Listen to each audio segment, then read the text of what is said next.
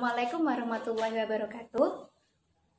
Teman-teman, mari kita mempelajari tentang sejarah negara kita, yaitu Negara Kesatuan Republik Indonesia. Kalian tahu tidak, setelah memproklamasikan kemerdekaan, tentunya Indonesia tidak terlepas dari ketegangan-ketegangan antar kelompok masyarakat.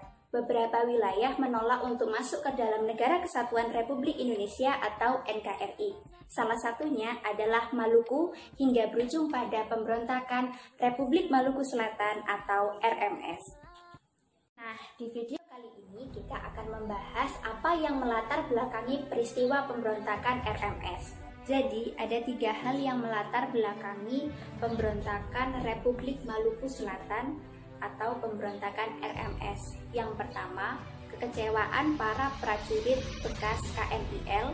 Yang kedua, ketidaksetujuan atas pembubaran NIT atau Negara Indonesia Timur dan kembalinya Indonesia menjadi negara kesatuan. Dan yang ketiga, adanya respon dari beberapa tokoh untuk mendirikan negara sendiri, salah satunya adalah Somukil.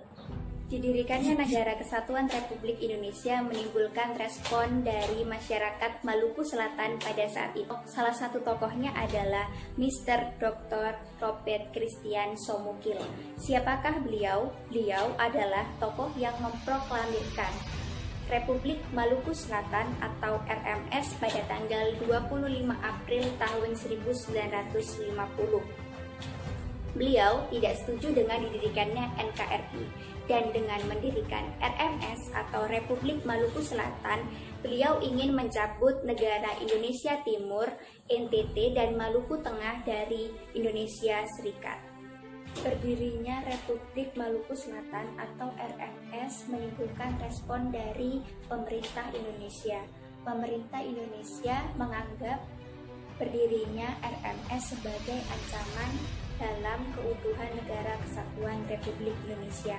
Maka dari itu, pemerintah langsung mengambil beberapa tindakan untuk menyelesaikan masalah tersebut. Tindakan pertama yang dilakukan oleh pemerintah Indonesia untuk menangani permasalahan pemberontakan RMS atau Republik Maluku Selatan adalah dengan cara menempuh jalan damai.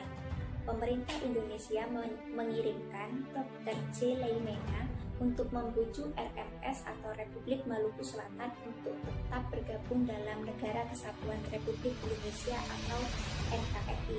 Namun hal tersebut tentunya ditolak mentah-mentah oleh Dr. Somukil, dan malah sebaliknya Dr. Somukil meminta bantuan kepada negara-negara lain atau pihak-pihak lain, yaitu Belanda, Amerika Serikat, dan Dewan PBB. Ditolaknya bujukan pemerintah Indonesia oleh Republik Maluku Selatan membuat Indonesia geram dan langsung mengambil tindakan selanjutnya, yaitu melakukan ekspedisi militer. Ekspedisi militer ini dipimpin oleh Kolonel A.E. Kawilarang. Mengapa yang dipilih adalah Kawilarang bukan kolonel lainnya? Pemerintah Indonesia menganggap Kawilarang paham betul dan dirasa paham bagaimana kondisi Indonesia bagian timur pada saat itu. Akhirnya Pulau Ambon dapat dikuasai pada awal November tahun 1950. Namun pada saat perebutan benteng New Victoria, Jenderal Slamet Riyadi wafat.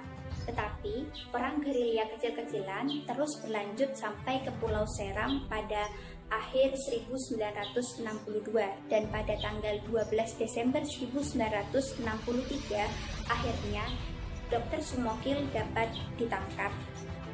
Setelah Dr. Somukil tertangkap, lalu Dr. Somukil diserahkan pada Mahkamah Militer Luar Biasa di Jakarta, dan berdasarkan keputusan Mahkamah Militer Luar Biasa di Jakarta, Dr. Somukil dijatuhi hukuman mati. Setelah RMS atau Republik Maluku Selatan mengalami kekalahan dan juga Dr. Somukil telah dijatuhi hukuman mati, maka beberapa anggota atau banyak anggota serta tentara RMS banyak yang mengungsi, dan tidak lain mereka juga mengungsi ke wilayah Belanda. Sehingga dengan akhir yang seperti ini, maka pemerintah Indonesia dapat menyelesaikan pemberontakan Republik Maluku Selatan atau pemberontakan